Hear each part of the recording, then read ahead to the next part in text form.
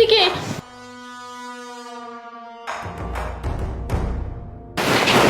আরে আপনারা কারা এভাবে অফিসের ভিতরে ঢুকে পড়ছেন?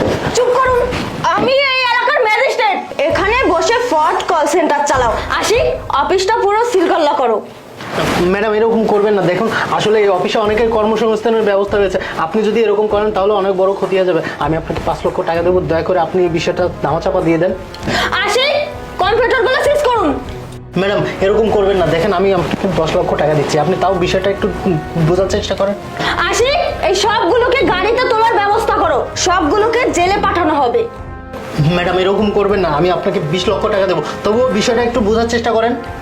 আরে তোর কোনো সমস্যা হবে না, তুই এক কাজ কর, 20 লাখ টাকা রেডি কর, আমরা এখন তোকে ছেড়ে দিচ্ছি। এই যে ম্যাডাম, এখানে 20 লক্ষ টাকা আছে, গুনে নেন।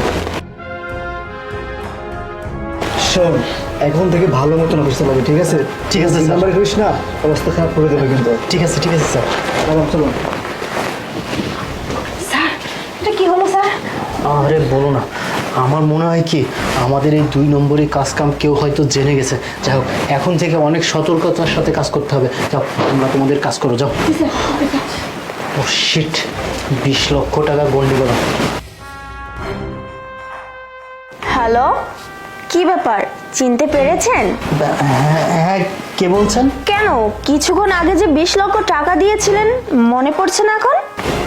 ও ম্যাডাম, আপনাকে আর মনে পড়বে না মানে? আপনার কথাই ভাবছিলাম। আর তাছাড়া আপনি ম্যাডাম, আপনি আমাকে হঠাৎ কল দিলেন যে? আরে শুনুন, আমি তো শুধু আপনাকে কল দিয়েছি ছোট করে একটা ইনফরমেশন দেওয়ার জন্য। এরপর থেকে যদি আপনাদের অফিসে কেউ এসে রেড করে তাহলে তার আইডি কার্ডটা অন্তত দেখে নেবেন। মানে ম্যাডাম কি বলছেন, আমি তো কিছুই বুঝতে পারছি না। আইডি কার্ড চেক করবো মানে? শুনুন, আমার মা টেকনোলজি সম্পর্কে কিছু জানে না বলে আপনারা আমার মায়ের সাথে ফ্রড করে 20,000 টাকা হাতিয়ে নিয়েছেন। তাই আমি আপনার কাছ থেকে 20 লক্ষ টাকা কৌশলে হাতিয়ে নিলাম। কি? তার মানে আপনিও আমার সাথে চিট করেছেন, আপনি আমাকে ফ্রড করেছেন? আমি আপনাকে দেখে নেব, আমি আপনাকে পুলিশে দেব, বুঝতে পেরেছেন? হ্যাঁ, আরে চুপ করুন, আপনি আমাকে কি পুলিশের হাতে দিবেন?